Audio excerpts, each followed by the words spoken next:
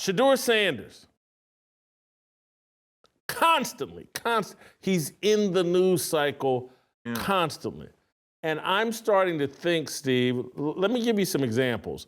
I'm starting to think that Deion Sanders Jr. and that well-off media machine is at the heart of and is the engine driving all the conversation about Shedeur Sanders. Here was something that I think I saw in the last 24 hours tweeted out. An anonymous Browns assistant coach had some high praise for Shedeur Sanders today. In my 15 years in the league, I've never seen a player, let alone a rookie, absolutely dominate mandatory minicamp the way he has. I think this is manufactured. I just don't think this is the way assistant coaches talk. There's another tweet. Browns reportedly could see the possibility that Shedeur Sanders could back up Joe Flacco.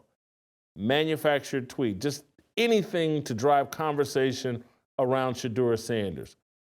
Then there's one I saw, I think in the last 36 hours or so.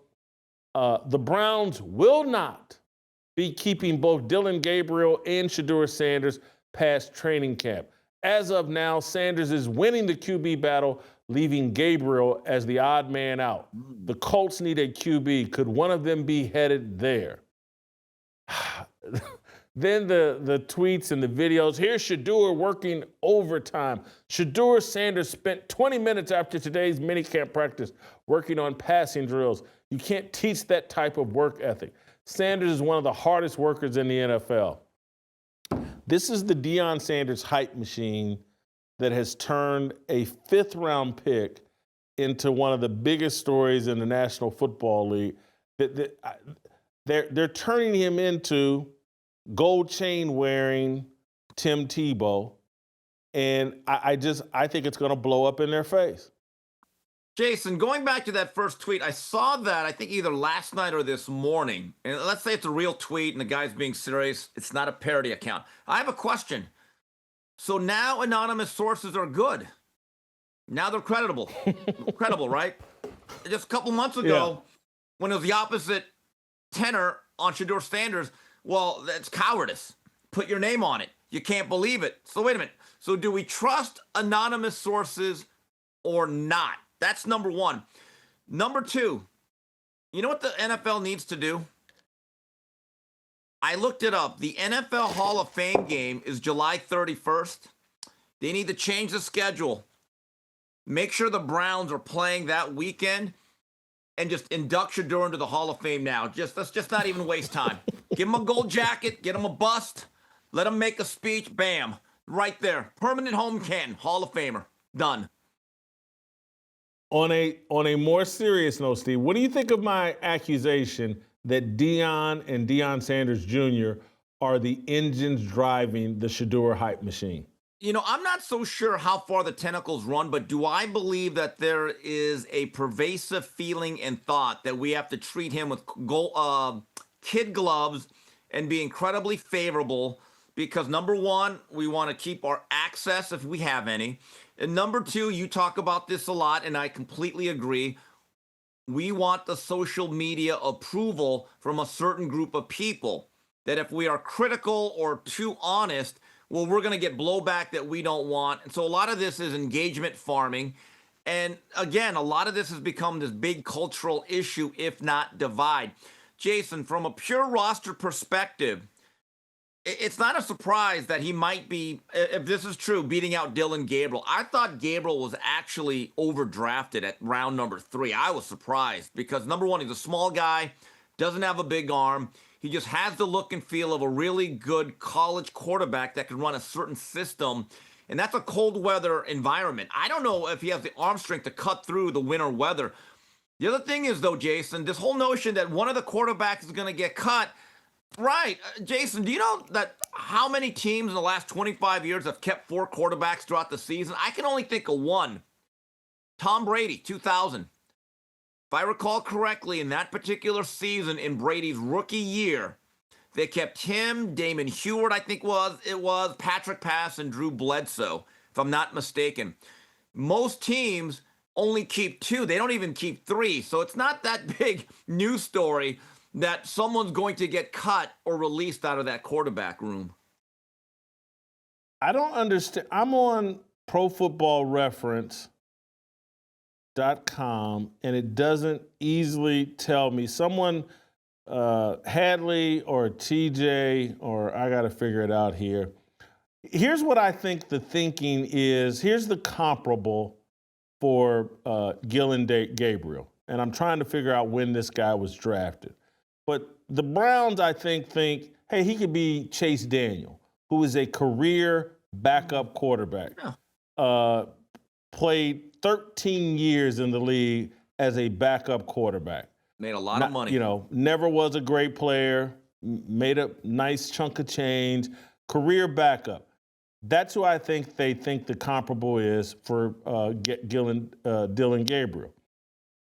This thing with Shedeur, I'm just telling you, Deion always thought of himself as a player in his prime as the ultimate hype man, the ultimate promoter of self. And Deion is applying that to Shedeur in this modern age. And they're like, hey, man, social media kind of hurt us before the draft. We're going to make social media work for us during post-draft. And so we're going to push out all this positive hype in order to counter the negative hype, because I just can't, there's nothing to me that you can do in these voluntary workouts or even these mandatory mini camps or whatever that could convince a coach, a seasoned coach, into thinking that, hey, this is applicable to anything that's going to go on in the regular season or anything that's going to go on in the preseason. It's like TJ Moe said, hey, you can find out who can't play during these voluntary workouts, but you cannot find out who can play. You can find out who can't, but you can't find out who can't. I don't get it. Yeah, I mean, Jason, and by the way, I think it was actually Rohan Davey, not Patrick Pass, who was one of the 4 quarterbacks for the Patriots that year. Here's the issue. When you're throwing against air and cones and guys in shirts and shorts, that's not real football. What was the book? What was the knock on Shedeur Sanders in terms of actual game film? It was he holds the ball too long, and he's got relatively limited athleticism. Okay? So none of that factors in when you're throwing in 7-on-7s. Okay? There's no pass rush. No one's going to hit you. There's no escapability that's going to be found out. I'm going to tell you this again, Jason. The way you make Caitlin Clark appointment viewing, I might be doing that with Cleveland Brown games in the month of August. Whether it's a Thursday, Friday, Saturday, Sunday, I'm going to look at the NFL Network. I'm going to look at the schedule. And whenever he plays, I'm going to be curious. I have to admit it. It is a fascinating story. A lot of hype. It's Tim Tebow all over again. The payoff just won't be worth it.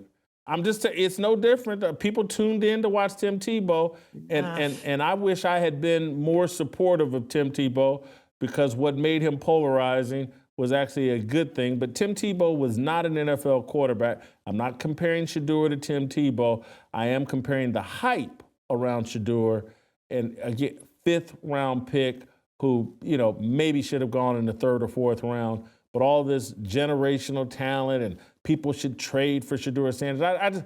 I know Luther Campbell is just some rap guy or whatever, but he's like, the Dolphins should trade for Shedeur right now. And look, maybe it's the Cleveland Browns hyping him up and trying to drum up interest in someone would trade for Shedeur Sanders. This whole thing seems like it's a brainchild of Deion Sanders, and I think it's going to backfire. I think Deion was a generational talent. He's a once-in-a-lifetime cornerback. All of that hype served Deion well. I don't think it's going to serve his son well playing the quarterback position. It's a mistake. Help us grow the Fearless Army.